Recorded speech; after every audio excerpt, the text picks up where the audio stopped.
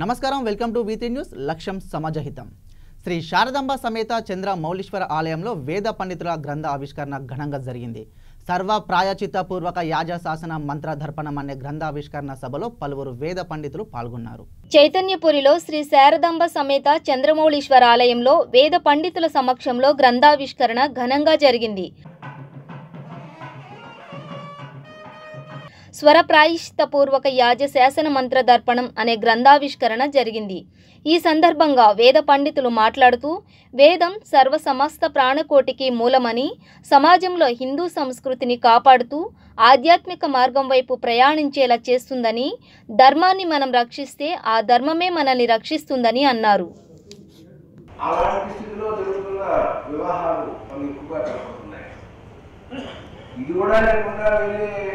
విధానంగా ఉండే విషయాల గురించి మనం చెప్పుకోవాల్సిన అవసరం కూడా లేదు. ఎంతమందికి బోధించారో, ఎంతమందిని శిష్యులు తయారు చేశారో. హైదరాబాద్ మొట్టమొదటిలో విజయవాడలో ఉండేవారు, అక్కడ కూడా కొంతకాలం బోధించారు. హైదరాబాద్ వచ్చిన తర్వాత కొంతవారి స్వరాజ్య ప్రస్తుతాలతో ఉంటుండేవారు. ఆ తర్వాత వారు కూడా మళ్ళీ తర్వాత వాళ్ళకి చెబుతూ ఉంటుంటారు. ఇంకా శిష్యుల పరంపరగా వస్తూ ఉంటుందని అనుకుంటున్నాం. ఇలాంటి మహాత్ములు లోకంలో ఎక్కువగా ఉండాలి. ఏమవుతుంది అంటే దీనికి చిన్న చిక్కు ఉంటుందండి. దీని గురించి చాలా చోట్ల సంస్థలలో మేము దీని గురించి ఒక కట్టుబాటు కోసం చాలా తిప్పబడుతున్నాం. కానీ ఏలూరులో ఉండే రోజుల్లో కామకోటి పీఠంలో కొన్ని పాఠశాలలు నడుచుకుంటుండే. మేము ఆ పాఠశాలలో వాళ్ళు ఏం చెప్పారంటే, స్మార్తోపాధ్యాయుని పెట్టినప్పుడు దాంతో పాటు ఒక సంస్కృతోపాధ్యాయుని కూడా పెట్టేవారు. వాళ్ళకి సంస్కృతం కూడా చాలా అత్యవసరం.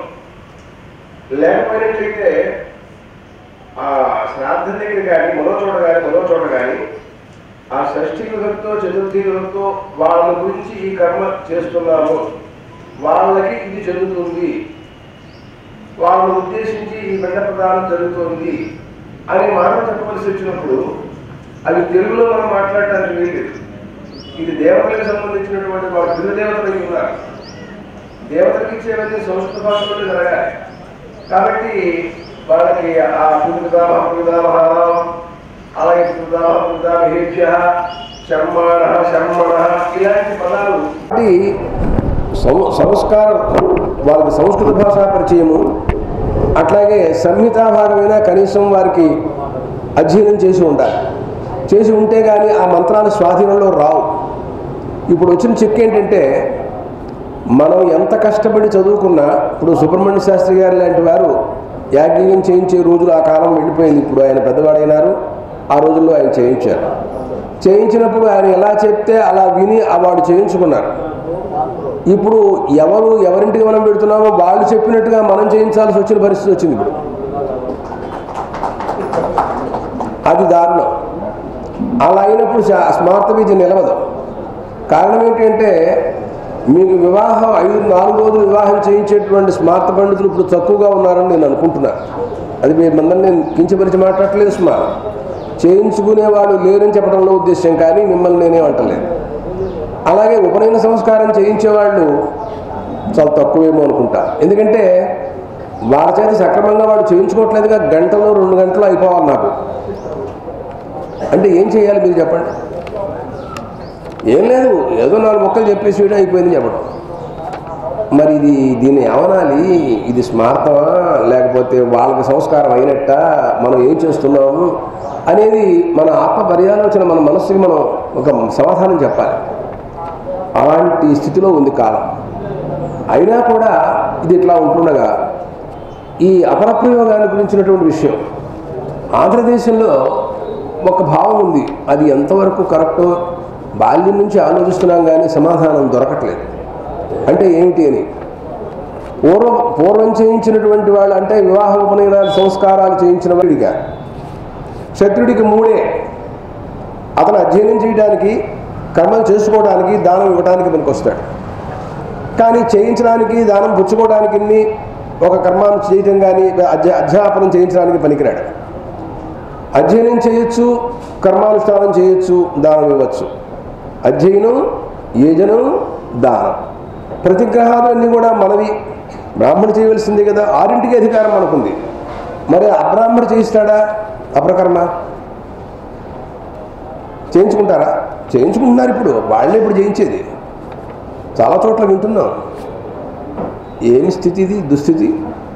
అలాంటి పరిస్థితి వస్తుంది కనుక ఇప్పటికైనా దయచేసి పండితులందరూ కలిసి, మీరందరూ కలిసి ఒక వ్యవస్థ చేసి సరైనటువంటి మార్గంలో దీన్ని నడిపిస్తే బాగుంటుందేమో అనిపిస్తోంది. దాంట్లో రాశారు వెంకటరమణ శర్మ గారు, ఈ అపరకర్మ ఇప్పుడు ఈ సంస్కారముల గురించి మాట్లాడుతూ చూస్తే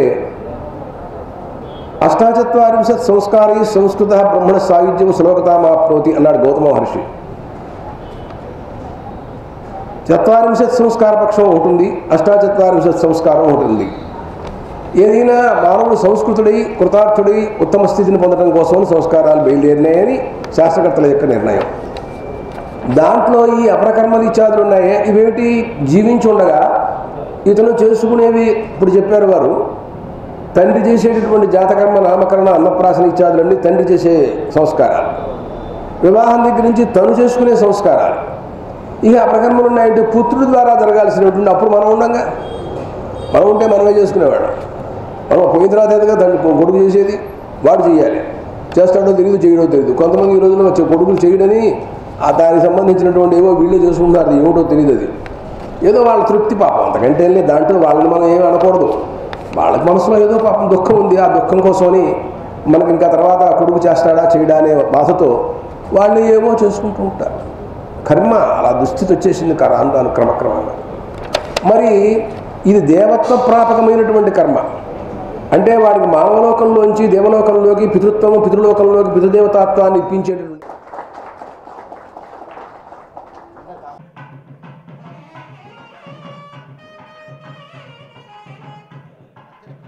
తప్పకుండా ఎక్కడ శ్రద్ధ చెప్పాలి, ఎక్కడ ద్వితీయ చెప్పాలి.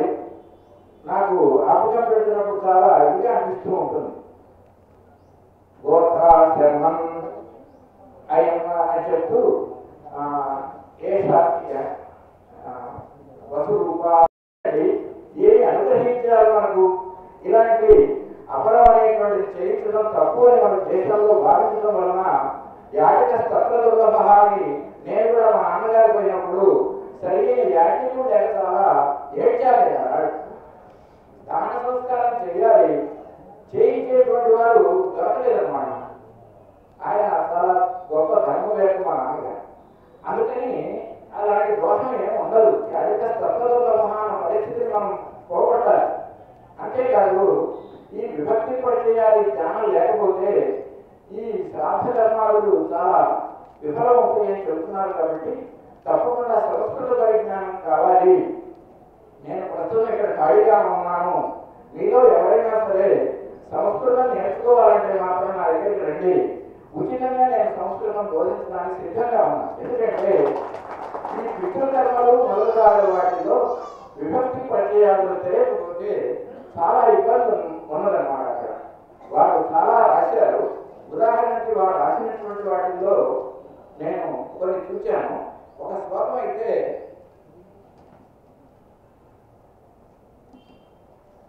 వారి చివరిలో రాసిన వాటిల్లో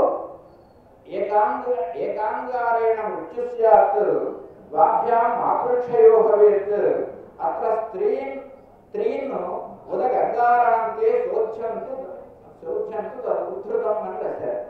మనం అక్కడ ఉదీచోంగారాన్ ప్రత్యూహ్య అంటున్నాం. అక్కడ అగ్నిహోత్రం చేసేటప్పుడు ఉత్తర దిక్కున్నటువంటి అంగారాన్ ప్రత్యూహ్య శాస్త్రకారుడు బాగా చెప్పాడు. అంగారాన్ని బహువచనం పెట్టాడు. మనకు వ్యాధికి ఏం చేశారు, తీసేసే అంటుంటారు కాలక్కడ. అంగారాన్ని ప్రత్యూహ్య తప్పకుండా అక్కడ 3 అంగారములను తీసి వదిలిపెట్టి సంస్కారం అయిన తర్వాత మళ్ళీ వాటిని పెట్టాలి. మొత్త 90 జన్మదినోత్సవే సమర్ప్యమాన పద్యపుష్పాంజలి వేలమూరి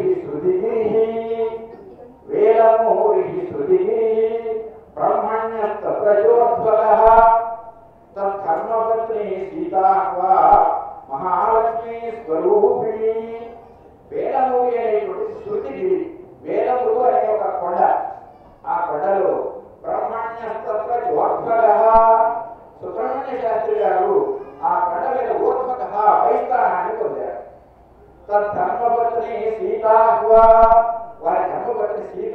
నామధేయం గల మహాలక్ష్మీ స్వరూపిణి సీతా మహాలక్ష్మి గారు వామి. వెంకట రమణ శర్మేతి, వెంకట రమణ అని పెట్టాలి, కానీ ఇక్కడ గణం కుదరక వెంకట రమణ.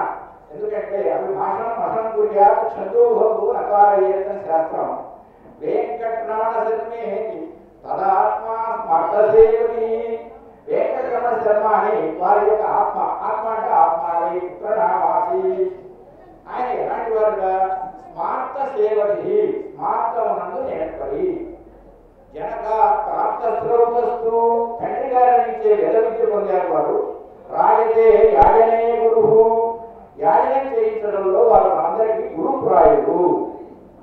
యాజుషాపర దర్పణము అనేటువంటి పుస్తకం ద్వారా ధర్మ దర్శక కోవిద, ధర్మాన్ని మనందరికీ దర్శనం చేస్తున్నటువంటి గొప్ప పండితులు వెంకటరమణ శర్మ గారు. షడ్భ్యన్నవతి వర్షేభ్య ప్రాప్తనం గురువర్చయన్. 96 అంటే షణ్ణవతి శ్రాద్ధాలు ఉంటాయి, శ్రాద్ధములకు సంబంధించింది కాబట్టి షడ్భ్యన్నవతి ధర్మతం. 96 సంబంధించినటువంటి ధర్మములను సూచించేటువంటి యాజుషాపురం అనేటువంటి పుస్తకాన్ని రాసి 96 ఏళ్ళు నిండిన వారి నాన్నగారికి అంగీకరిస్తున్నారు. ధర్మశ్లోకే గజభూతం. ఈ పుస్తకంలో ఇది ఒక పుస్తకాన్ని మనం ఏమనుకున్నామంటే ఒక పుష్పం. ఈ పుష్పం ఎలా ఉంది? ధర్మశ్లోకే గజభూతం, ధర్మశ్లోకంలో అనేటువంటి సుగంధంతో కూడుకుని ఉన్నది. ప్రాయశ్చిత్త విరేఫలం, ప్రాయశ్చిత్తాలు అనేటువంటి దోషాలు కాబట్టి దాని విరేఫలం 9 వారు ఉన్నాయి. 9 వారు ఉంటే కానీ శ్రేష్టమైన పుష్పం కావాలన్నమాట. ఇక్కడ ధర్మశ్లోకంలోనే గంధముతో పవిత్రమైనది, సువాసనతో ఉన్నది. ప్రాయశ్చిత్తాలు అనేటువంటి 9లతో కూడి ఉన్నటువంటి గ్రంథ పుష్పం విరచార్య, గ్రంథ పుష్పాన్ని రచించి అత్య ఇవేళ జన్మదం తన తండ్రి గారికి జన్మ కృత్తిహవు పుట్టినరోజు నాడు, తనకు జన్మనిచ్చిన తండ్రి ఆయన పుట్టినరోజు నాడు. గురోర్మాసేజ నక్షత్రే, బృహస్పతి మాసంలో బృహస్పతి నక్షత్రంలో పూర్ణిమ సోమవాసరే, పూర్ణిమ సోమవారం నాడు స్మార్తే గురుం. ఈయన ఎట్లాంటి వాడు? స్మార్తంలో బృహస్పతి తండ్రి గారు. శృతౌ సోమం, వేదంలో చంద్రుడు లాంటి వాడు. స్మార్తంలో బృహస్పతి లాంటి వాడు అయినటువంటి ఆయనకి తిథివారముల వల్ల చంద్రదేవతాకము, నక్షత్రం ద్వారా బృహస్పతి దేవతాకమైనటువంటి ఆశించలేదు. నా గరికి లాంటి వాడిని కూర్చున్నాను, ఏదో ఎన్ని పడుతుందేమో తెలియదు కానీ అసలు ఏమి నాకు రాదు నిజంగా. కానీ ఎక్కించాలి ఎందుకని నాకు తెలియదు. సరే ఎక్కించేందుకు కానీ కాసేపు ఊరుకు రాష్ట్రాలు. శరణం కరవాణి శర్మదం తే, చరణం వాణి చరాజరోపజీవ్యం, కరుణామసృణై కటాక్షపాతై కురు మాం అంబ కృతార్థ సార్థగా. గురుభ్యో నమః. సరస్వత్యై నమః. బ్రహ్మశ్రీ వేలమూరి వెంకట సుబ్రహ్మణ్య శర్మ గారు మా ఆటపాక వాస్తవ్యులు. మేము సరిహద్దుల్లో ఉండేవాళ్ళం. బాగా చిన్నప్పటి నుంచి సుపరిచితులు. వీరికి 97వ జన్మదినోత్సవ మహోత్సవము మా అందరికీ పరమానందము. తర్వాత వీరు ఇప్పుడు మా పక్కన మా వాళ్ళింటికి వెళ్ళాలి. మా పిన్ని గారు రామతీర్థాన్ని రాసిన కొందరు పంపించలేదు. ఒక రత్నము, ఉమామహేశ్వరుని కొలిచిన మరో రత్నము, మంత్రశాస్త్ర పడుత్వం కలిసిన మరో రత్నము. ఈ 3 రత్నాలని ప్రసాదించిన మా గురువు గారికి మరీ మరీ వందనాలు. అంటే వీళ్ళ అన్నగారు కూడా రామచంద్ర పుస్తకం, మరో పుస్తకాలు రాశారు. గ్రంథాలు హనుమత్ గ్రంథం కూడా ఆవిష్కరణ చేయబడి ఈయన రాశారు. ఈయనేమో మంత్రశాస్త్రంలో గొప్పవారు. ఇటువంటి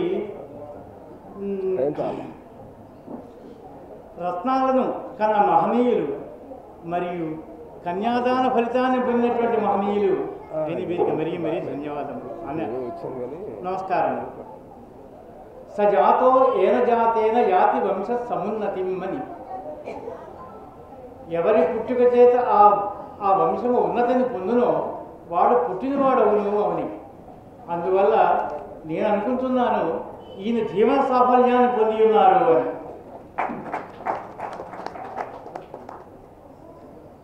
తర్వాత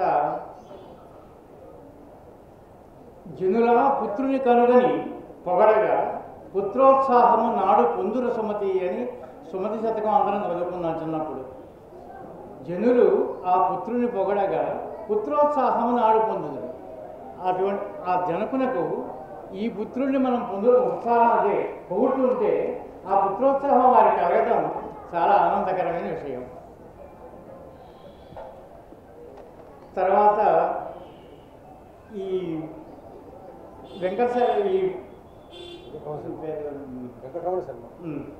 వెంకటరమణ శర్మ గారు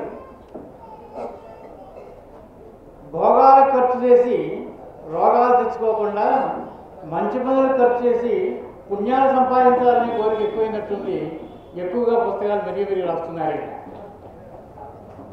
తర్వాత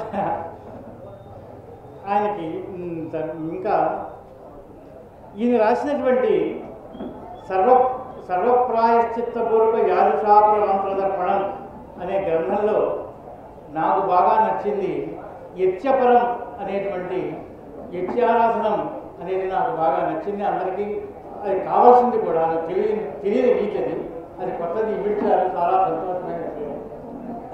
ఇంకా నాకు ఇంకా బాగా నచ్చింది స్వాహ అన్నప్పుడు సా వా హా అని 3 అక్షరాల్లో ఏ అక్షరం ఒక్కటి వదిలిపెట్టి హోమం చేసినా కూడా మహాదోషం ఉన్నది అని అందులో ఉల్లంఘించారు ప్రత్యేకంగా ఒక్కొక్క చోట. స్వాహ 3 అయిన తర్వాతనే హోమం చేయాలి అనేది విశేషంగా చెప్పబడి ఉన్నాయి కొన్ని చోట్ల. అట్లాంటివి ఎన్నో ఉన్నాయి.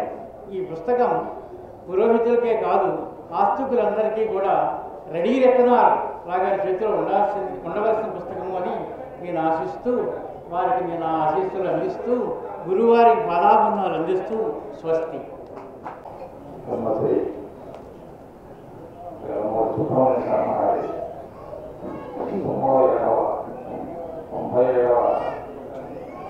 జయంతి సందర్భంగా సభ జరిపి వారి పర్యవేక్షణలో వారి కుమారుడు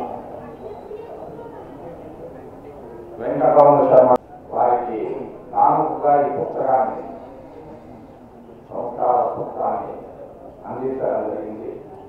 ఆ విధంగా వాళ్ళు పితృరుణాన్ని తీర్చుకున్నారు మహానుభావులు. నిన్న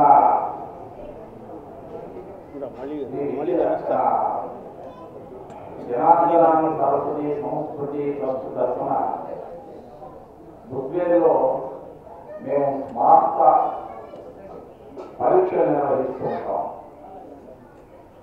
ఆ సందర్భంగా నిన్న రోజున శ్రీ సుబ్రహ్మణ్య శర్మ గారిని సత్కరించుకునే భాగ్యం మాకు కలిగింది. వారిని నా బుద్వేలు వచ్చారు, అక్కడ వారిని సత్కరించుకోవడం జరిగింది. 45 మంది విద్యార్థులు మాసంలో విద్యార్థులు పరీక్షలు వచ్చారు. మేము 45 సంవత్సరాలుగా ఈ పరీక్ష నిర్వహిస్తున్నాం అన్నమాట. అందుకోసం అటువంటి వారిని సత్కారం చేసుకునేటువంటి మహాభాగ్యం మాకు కలిగింది. ఈ రోజున వారిని కూడా ఇక్కడ సత్కారించుకోవడానికి కలిగినటువంటి అవకాశం మాకు లభించింది.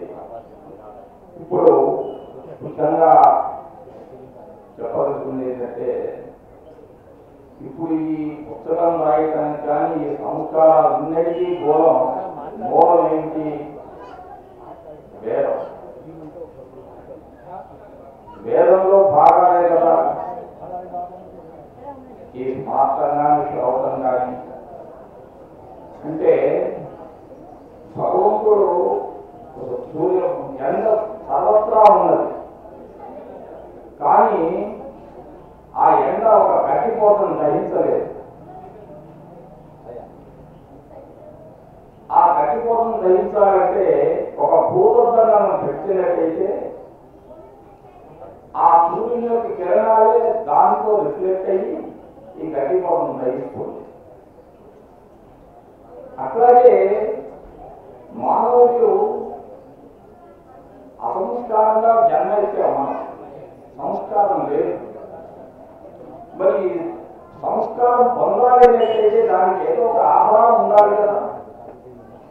అందరూ అట్లాగే ఉన్నారు. సంస్కారం జన్మ అంతా సామాన్యమే. ఈ వేదం అనేటువంటి భూతత్వం ఇది మనం పెట్టినందువలన ఆ సంస్కారానికి మనకు యోగ్యత కలుగుతుంది. దాన్ని చక్కగా మహర్షులు ఆ వేదం యొక్క స్వరూపాన్ని ఏ విధంగా ఏం చేస్తే ఏ మంత్రాలు ఉపయోగిస్తే ఆ ప్రయోగం ఎట్లా ఉంటే వారికి ఆ సంస్కారం కలుగుతుందో ఆ విధానం జరుగుతుందో ఆ విధానం మహర్షులు మనకు అందజేశారన్నమాట. ఆ వేదమే లేదే సంస్కారమే లేదు. అంటే వేదం అంటే ఎంత గొప్పది. అసలు వేదానికి ఇన్ని సాఫ్ట్వేర్లు ఇన్ని సైన్సులు ఉన్నాయి కదా, మరి వేదాన్ని ఎందుకు ఆవిష్కరించాలి, దాని మీద జరుగుతుంది అనేది ఏంటి, మనకి నమ్మకం ఏంటి?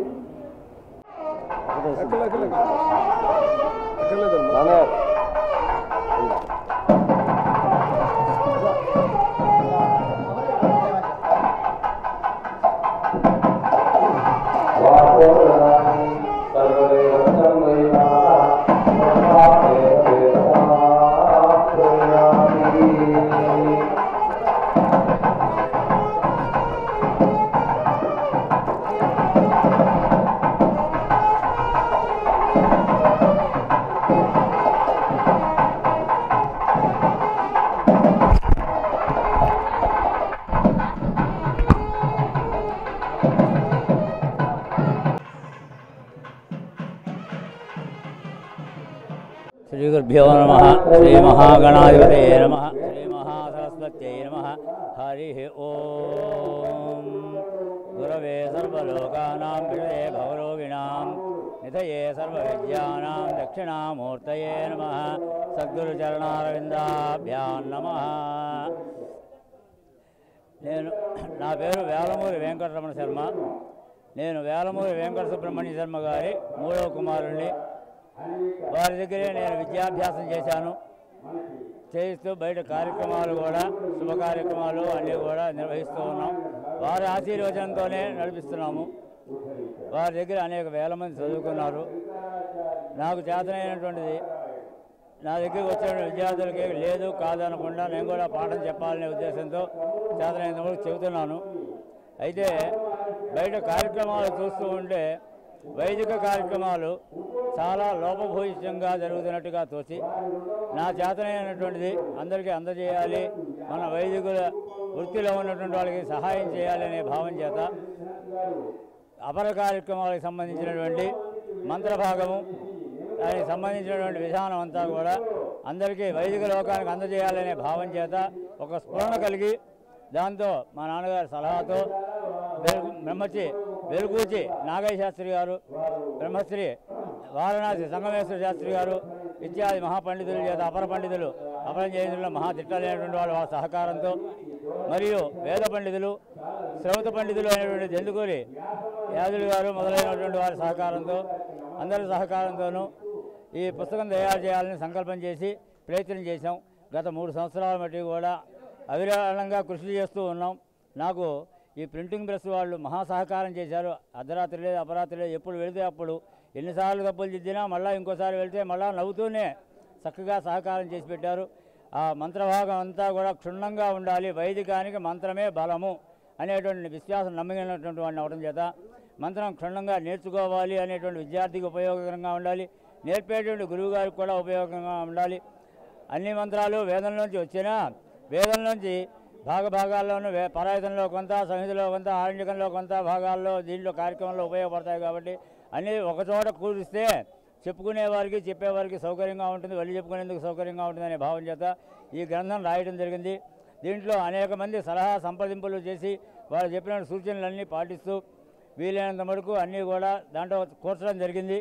అంతేకాకుండా ప్రధానంగా ఈ రోజున స్మార్తులమే ఎక్కువ కనిపిస్తున్నాం, కానీ శ్రౌతులు చాలామంది తక్కువైపోతున్నటువంటి ఈ కాలంలో ఆ శ్రౌత క్రియలు ఏదైనా అవసరమై చేయించాలి అని చెప్పినంటే గ్రంథాలు అనేకం ఉన్నా కూడా వాటిల్లో ఏది అనుసరించాలి ఏది అనుసరించకూడదు దాంట్లో కూడా ఆర్చికమని యావిషం అనేటువంటి భేదాలు కూడా ఉన్నాయి. అవన్నీ కూడా వాళ్ళని సంప్రదించి అవన్నీ ఒకచోటికి చేర్చి, అదే కాకుండా తురీయావస్థ సన్యాసావస్థలోంచి వెళ్ళిపోయినటువంటి వాళ్ళకి చేయాల్సినటువంటి యత్యపరం అనేటువంటి విషయం కూడా అందరికీ అందుబాటులో ఉండాలి, అందరికీ చేయించగలిగి ఉండాలి. మనందరికీ ముఖ్యమైనటువంటిది ఏది ఆ కార్యక్రమం కూడా చేయించగలిగి ఉండాలి అనే భావం చేత ఇవన్నీ కూడా ఒకచోట సమకూర్చడం కోసం అని చెప్పి ఈ గ్రంథం ప్రయత్నం చేసి చేర్చాను నాకు చేతనైనంత వరకు. దీంట్లో నాకు తెలియక కానీ అచ్చు తప్పులు కానీ ఎలాంటి పొరపాట్లు ఏమైనా జరుగుంటే నా దృష్టికి తీసుకొస్తే మళ్ళా ముద్రణలో అవన్నీ సవరణ చేసి మళ్ళా మీ అందరికీ కూడా మంచి పుస్తకాన్ని అందించాలనే ప్రయత్నంలో ఉన్నాను. ఇంతేకాకుండా ఇంతకుముందు ఆడవాళ్ళందరికీ అయ్యా మీరు పెళ్లి చేస్తున్నారు బాగానే ఉంది, మేమందరం సుఖంగానే ఉన్నాం, కానీ మేము అమ్మవారి పూజ చేసుకోవాలంటే ఏ పుస్తకం ఆశ్రయించి చేసుకోవాలి అని 10 మంది నన్ను అడగడం చేత వాళ్ళందరికీ ఉపయోగించాలనే భావం చేత 2010వ సంవత్సరంలో శ్రీ దేవి పూజా కల్పం అనేటువంటి పుస్తకం, మగవాళ్ళందరూ సంధ్యావందనం చేసుకునేటువంటి అలవాట్లు ఉన్న వాళ్ళు కాస్త భగవంతుడు ఈశ్వరుడు చెమ్ము ఉదయం నీళ్లు పోద్దాము అనే ఉద్దేశం కల వాళ్ళందరూ కూడా ఎలా చేసుకోవాలి అని అడిగితే వాళ్ళ కోసమని ఉమామహేశ్వర కల్పం అనేటువంటి గ్రంథాన్ని, తర్వాత సావిత్రి గౌరీ కల్పం అందరికీ అవసరమై వాళ్ళందరూ అడుగుతుంటే వాళ్ళ కోసమని ఆ గ్రంథాన్ని రచించి ఉన్నాం, అన్ని సంకలనం చేసి ఉన్నాం. ఇప్పుడు ఈ గ్రంథం చేసాం. తరువాత అతి సమీపంలోనే సప్రయోగ శాంతి దర్పణం అనేటువంటి గ్రంథాన్ని ఒకటి అందరికీ వైదిక కుటుంబాలకు అందుబాటులోకి తీసుకురావాలని ప్రయత్నం చేస్తున్నాను. అన్నిటిలోనూ కూడా శాంతులు, విపరీతమైనటువంటి రకాల శాంతులు, బాధలు ఉన్నటువంటి జనన శాంతులు, ఇంట్లోకి వాయుసం వస్తే శాంతి, కాకి ముట్టుకుంటే శాంతి, ఇలాంటి శాంతులు అన్నీ కూడా మనకు తెలియనటువంటి అనేకం ఉన్నాయి. ఒక వృక్షాన్ని, ఒక స్థలం కొరకు ఒక వృక్షాన్ని కొట్టి మళ్ళీ ఇల్లు కట్టుకోవాలి అని చెప్పి ఆ వృక్షాన్ని కొట్టేటప్పుడు, దేవతా వృక్షాన్ని కొట్టేటప్పుడు వాటికి తగిన శాంతులు చేయాలని చెప్పి మనకి ధర్మశాస్త్ర గ్రంథాలు చెబుతున్నాయి. వాటికి సంబంధించిన శాంతులు అన్నీ కూడా రాసి షష్ఠిపూర్తి శాంతి, ఉగ్రరథ శాంతి, భీమరథ శాంతి, సహస్రచంద్ర శాంతి ఇవన్నీ కూడా చేర్చి ఒక సప్రయోగ శాంతి దర్పణం అనేటువంటి ఒక గ్రంథాన్ని కూడా అతి త్వరలోనే ముద్రణ కాబోతోంది. అది కూడా అందజేయాలని అనుకుంటున్నాము. మీ అందరూ సహాయ సహకారాలు కోరుతున్నాం.